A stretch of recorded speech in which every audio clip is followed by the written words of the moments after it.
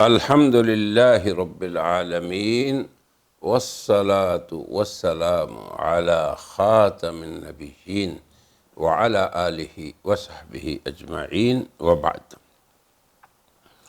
سامعین و ناظرین، ہم اپنے مقالہ قادیانیت کا اپنی مطلب براری کے لیے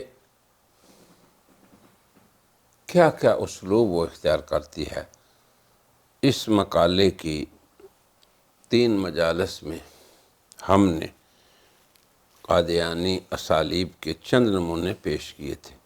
اسی سلسلے کی آج یہ ہماری 4تھی مجلس ہے، جس میں ہم قرآن حکیم کی 2 آیتوں پہ کچھ گفتگو کریں گے۔ ایک آیت ارشاد باری تعالی ہے، وَمَن يُطِعِ اللَّهَ وَالرَّسُولَ فَأُولَئِكَ مَعَ الَّذِينَ أَنْعَمَ اللَّهُ عَلَيْهِمْ مِنَ النَّبِيِّينَ وَالصِّدِّيقِينَ وَالشُّهَدَاءِ وَالصَّالِحِينَ وَحَسُنَ أُولَئِكَ رَفِيقًا۔ یہ سورہ نساء کی آیت ہے، جس میں اللہ تعالیٰ یہ بیان کر رہے ہیں کہ اللہ اور رسول کے مطیع ان کو معیت نصیب ہوگی نبیوں کی، صدیقوں کی، شہداء اور صالحین کی۔ یہ صاف اس آیت کا ظاہری معنی ہے، اور اس کے اندر اس کے علاوہ تمام تاریخ کے اندر مسلم مفسرین نے کوئی اور معنی نہیں کیا، یعنی اللہ اور رسول کی اطاعت سے معیت نصیب ہوگی انبیاء کی، شہداء اور صالحین اور صدیقوں کی۔ اس آیت سے قادیانی حضرات کیا تعویل کرتے ہیں، اس پہ ہم نے اس سے پہلی مجلس میں مفصل گفتگو کی تھی۔ آج مختصراً یہ ہم عرض کر رہے ہیں کہ اس آیت میں معیت اور رفاقت کا ہی صرف بیان ہے، اس لیے اس آیت کو اور اس کے اندر آنے والے لفظ مع کو، جو معیت کے لیے ہے، اور لفظ رفاقت کی تعویل کرنا من سے، کہ جو اللہ اور رسول کی اطاعت کریں گے وہ نبیوں میں سے ہو جائیں گے، یہ ہے من کا معنی۔ من کا معنی ہوتا ہے سے، کہ یعنی وہ نبی بھی بن جائیں گے، صدیق بھی، شہید بھی اور صالحین بھی۔ اللہ تعالیٰ معاف فرمائے، قرآن حکیم کی 20 آیات اور احادیث نبویہ جو یہ بات صراحت سے بیان کر رہی ہیں کہ حضور کے بعد یہ سلسلہ نبوت بند ہو چکا۔ اب دیکھیں کس طرح تعویل باطل قادیانیت کرتی ہے۔ اب اس آیت کو ایک دوسری آیت سے ہم آج موازنہ کریں گے، اور وہ آیت ہے سورہ حدید کی 19ویں آیت، جس میں اللہ معیت کی بات نہیں کر رہے، بلکہ کیا فرما رہے ہیں، والذین آمنوا باللہ ورسلہ، اور وہ لوگ جو اللہ پہ ایمان لائے اور اس کے رسولوں پہ ایمان لائے۔ اب آپ دیکھیں انہیں کیا ملے گا، یہاں معیت کی ذکر نہیں، بلکہ فرمایا یہی لوگ کیا بنیں گے، اولئک ہم الصدیقون، یعنی اللہ پہ پختہ یقین اور اللہ کی تصدیق اور اللہ کے رسول کی کمال اطاعت اور دین اسلام کی تعلیمات پہ عمل کرنے والے لوگ کیا بنیں گے، الصدیقون، اولئک ہم الصدیقون۔ وہ لوگ کس مقام پر پہنچیں گے، یہاں مقامات کا ذکر ہے، وہاں پہ معیت کا ذکر ہے۔ جہاں معیت کا ذکر کیا وہاں یہ بتایا کہ نبیوں کی معیت میں ہوں گے، صدیقوں کی معیت میں ہوں گے، شہیدوں کی معیت میں ہوں گے، صالحین کی معیت میں ہوں گے۔ اور یہاں مقام کا بیان فرمایا تو اس میں کہا کہ یہ لوگ کس مقام تک پہنچیں گے، اللہ اور رسول کی تصدیق کے بعد اللہ اور رسول پہ ایمان کا مطلب یہ ہے کہ حق تعالی شانہ کے سامنے سر تسلیم خم کر دینا، اخلاص سے اب اللہ کے رسول کی اطاعت کرنا، اور حتی الموت اللہ اور رسول کی اطاعت پہ قائم رہنا۔ تو یہ بندہ مومن کو کس مقام تک پہنچائے گا؟ اللہ نے فرمایا اولئک ہم الصدیقون، تو یہی لوگ ہیں جو صدیقین ہیں اور شہداء ہیں اور صالحین ہیں۔ یہ ہے راستہ، یہ ہے سبیل الی الصدیقین کا۔ اور اس آیت میں اللہ نے معیت بیان فرمائی منعم علیہ بندوں کی، اور منعم علیہ اللہ کے بندے کون ہیں؟ جیسے قرآن خود کہہ رہا ہے فَأُولَئِكَ مَعَ الَّذِينَ أَنْعَمَ اللَّهُ عَلَيْهِمْ، منعم علیہ بندے کون ہیں؟ النبیین، الصدیقین، الشہداء، الصالحین، نبی، صدیق، شہداء اور صالحین، یہ منعم علیہ بندے ہیں، ان کی رفاقت ملے گی، وَحَسُنَ أُولَئِكَ رفیقہ، اور معیت ملے گی، فَأُولَئِكَ مَعَ الَّذِينَ، یہ الفاظ ہیں قرآن حکیم کے۔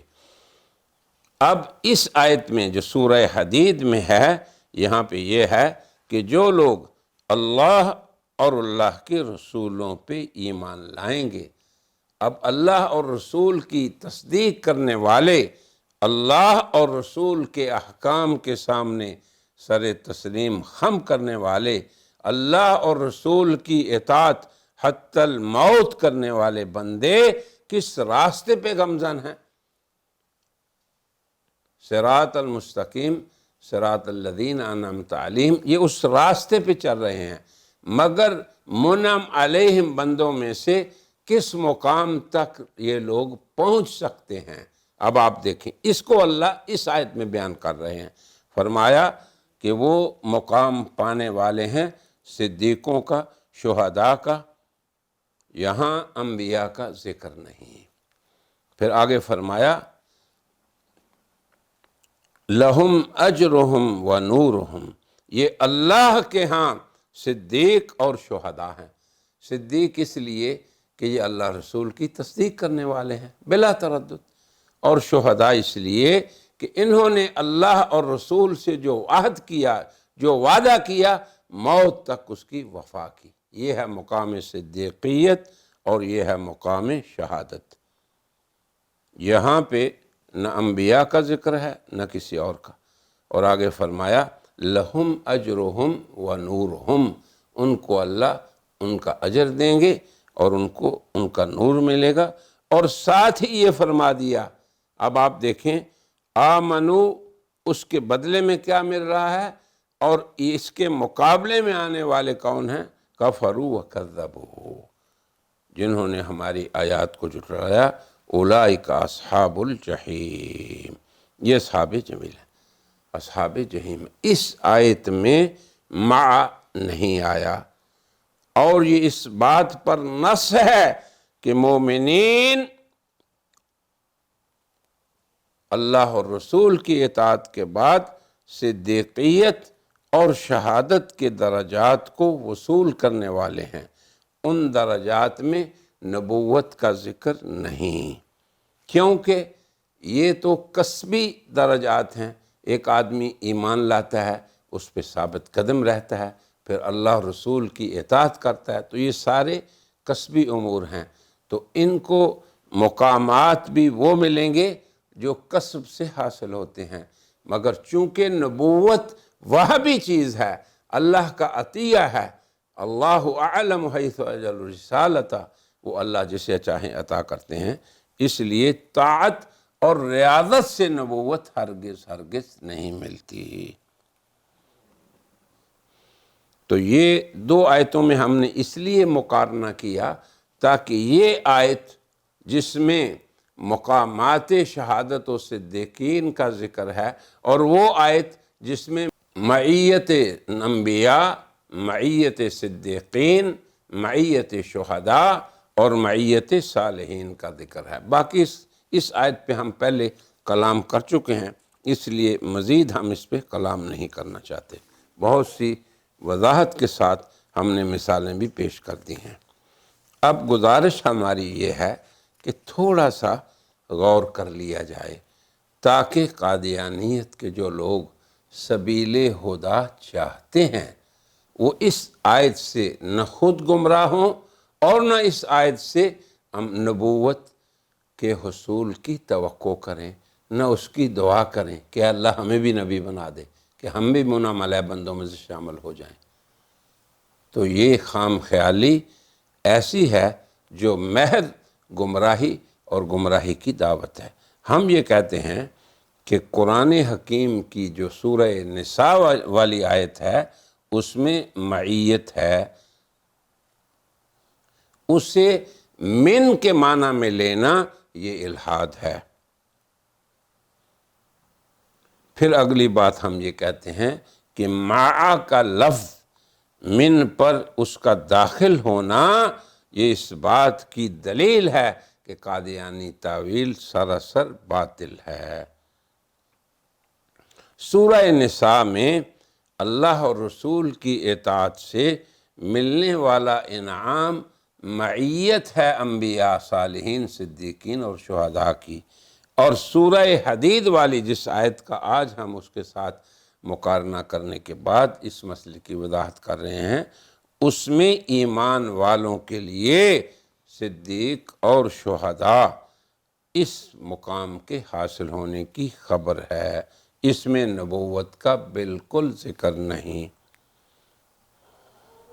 تو اب یہ دونوں آیتیں جب انسان صرف ظاہری طور پہ ہی پڑھتا ہے یا مفسرین کی تفاسیر کو دیکھتا ہے تو اس پہ یہ چیز بالکل کھل جائے گی کہ یہ تاویل قادیانی اور نبوت کو اطاعت سے حاصل کرنے کا فلسفہ سراسر باطل ہے۔